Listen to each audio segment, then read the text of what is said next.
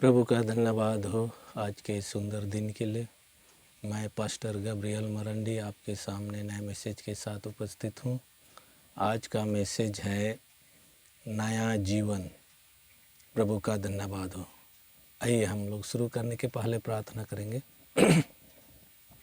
धन्यवाद हो, तेरी महिमा हो, तेरी प्रशंसा हो प्रभु जी आज के सुंदर दिन के लिए।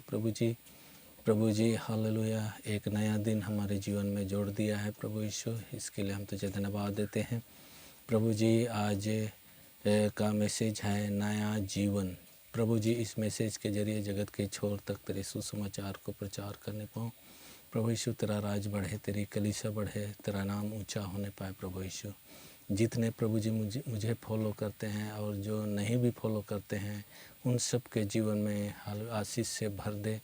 हर एक बीमारी से, हर एक के परेशानी से, हर एक के समस्या से, हर एक विपरीत परिस्थिति से निकास कर प्रभु यीशु हालेलुया।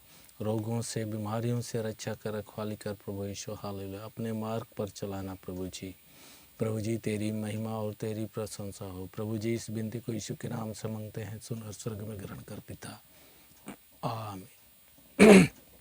प्रभु का धन्यवाद हो। आज का मैसेज है नया जीवन। हम लोग देखेंगे यहेजकेल की पुस्तक में से 36 का 26 पद। मैं तुमको नया मन दूंगा और तुम्हारे भीतर नई आत्मा उत्पन्न करूंगा और तुम्हारी देह में से पत्थर का हृदय निकाल कर तुमको मांस का हृदय दूंगा। प्रभु का धन्यवाद। नया जीवन बनाने के लिए प्रभु ने योजनाबद्ध तरीके से हमारे अंदर काम करना चाहता है। जो हमारे अंदर की कठोरता है, जो ढिठाई की आत्मा है, कठोर की आत्मा है, उन सारी आत्माओं को निकाल कर प्रभु अपनी आत्मा से भर देना चाहता है और अपने पथ पर चलाना चाहता है, नया जीवन देना चाहता है। प्रभु का धन्यवाद हो। यहाँ पर प्रभु कहता है नया मन दूंगा और तुम्हारी भीतर नई आत्मा उत्पन्न करूंगा और तुम्हारे देह में से पत्थर का हृदय को निकाल कर मांस का हृदय भर दूंगा। प्रभु का धन्यवाद हो। मनुष्यों को इस तरह से नया जीवन देता है प्रभु, और नया जीवन दे करके मनुष्यों को अपने मार्ग पर चलाता है। प्रभु का धन्यवाद हो। हम लोग दूसरा वचन को देखेंगे, यहेजकेल 36 का ही हम लोग 27 पद। मैं अपना आत्मा तुम्हारे भीतर देकर ऐसे करूँगा कि तुम मेरी विधियों पर चलोगे और मेरे नियमों को मानकर उनके अनुसार करोगे। प्रभु का धन्यवाद। नई आत्मा जब हमको देगा प्रभु, तो प्रभु की विधियों को हम स्मरण करेंगे, प्रभु की विधियों के अनुसार हम चलेंगे। अपने हृदय पर प्रभु की विधि होगी और उस विधि के अनुसार हम चलेंगे इस संसार पर, और प्रभु के हर एक कामों को हम करते हुए पाए जाएंगे। प्रभु का धन्यवाद। और जब हम उनके कामों को करेंगे, उनके विधियों पर चल करके, तो प्रभु हमको आशीष से भर देगा और इस तरह से प्रभु आशीष से भर करके हमको बहुत आगे बढ़ाएगा। अपने लोगों को प्रभु इस तरह से बढ़ाने के लिए प्रभु योजना बनाता है। प्रभु का धन्यवाद हो। मनुष्य नाश ना हो इसके लिए प्रभु चिंतित रहता है, फिक्र करता है, चिंता करता है कि कैसे करके मैं मनुष्यों को बचाऊंगा। प्रभु का धन्यवाद हो। हम लोग तीसरा पद को देखेंगे, यहेजकेल का 36 का ही हम लोग देखेंगे 28 पद। तुम उस देश में बसोगे जो मैंने तुम्हारे पितरों को दिया था और तुम मेरी प्रजा ठहरोगे और मैं तुम्हारा परमेश्वर ठहरूंगा। प्रभु का धन्यवाद हो। जिस देश में प्रभु हमको ले जाना चाहता है उसमें पुराना मनुष्यत्व को ख़त्म करके नया जीवन दे करके वहाँ ले जाना चाहता है।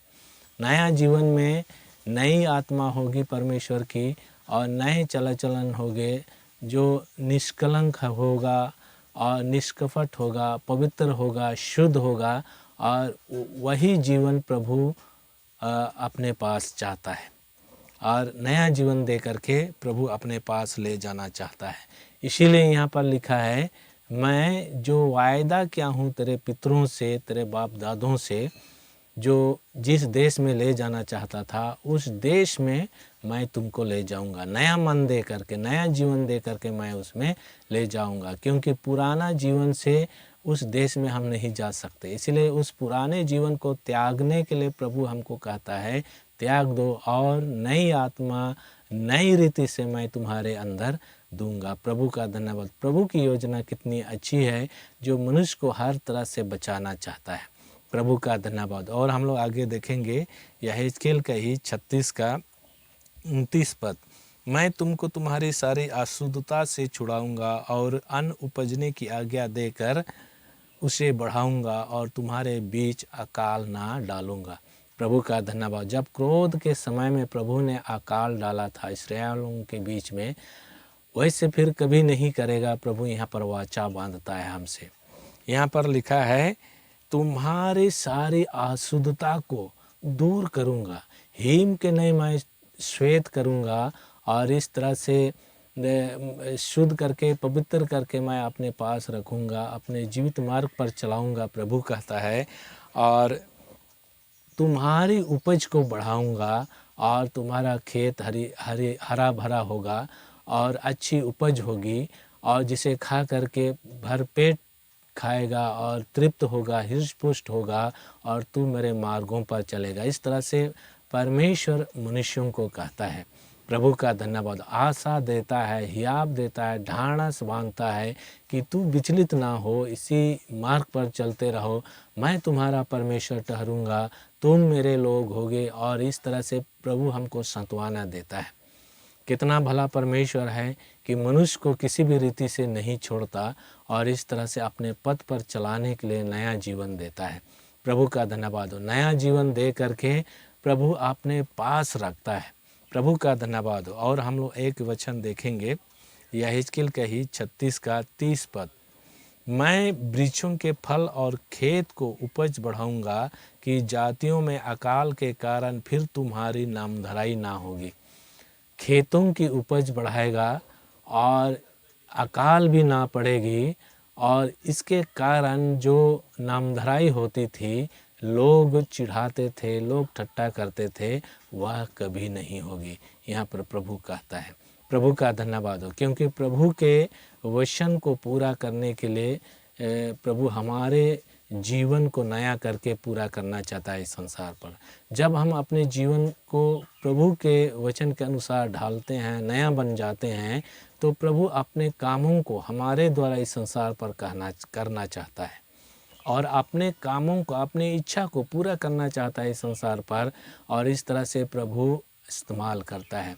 प्रभु का धन्यवाद। इसीलिए यहाँ प्रभु कहता है कि मैं तुझे नया जीवन दूंगा और नया जीवन दे करके मैं अपनी इच्छाओं को पूरी करूंगा इस संसार पर, ताकि संसार देखे, संसार जाने कि मैं जीवित प्रभु हूँ। और इस तरह से मनुष्यों को, संसार को बचाने के लिए इस संसार पर मैं अपनी आशीष को दिया है, वचन को दिया है। और इस तरह से प्रभु योजनाबद्ध तरीके से हमारे बीच में काम करता है। प्रभु का धन्यवाद हो। और अगर हम उनकी चेतावनियों पर हम मन लगाएंगे, उनकी विधियों पर हम चलेंगे, तो सच में हमारा प्रभु हमारे जीवन में काम करेगा। और इस तरह से प्रभु अपने वचन के द्वारा और लोगों को भी आशीष से भर देगा। यही चाहता है हमारा प्रभु यीशु मसीह। इसीलिए हमारे अंदर जो पत्थर रूपी हृदय है उनको निकाल करके मांस रूपी हृदय देगा, ताकि उस हृदय पर दया हो, करुणा हो और परमेश्वर की हर एक काम हो, हर एक विधियाँ हो जो प्रभु चाहता है। प्रभु का धन्यवाद हो। इसीलिए हमारे अंदर वो मांस रूपी हृदय को भरना चाहता है। प्रभु का धन्यवाद हो।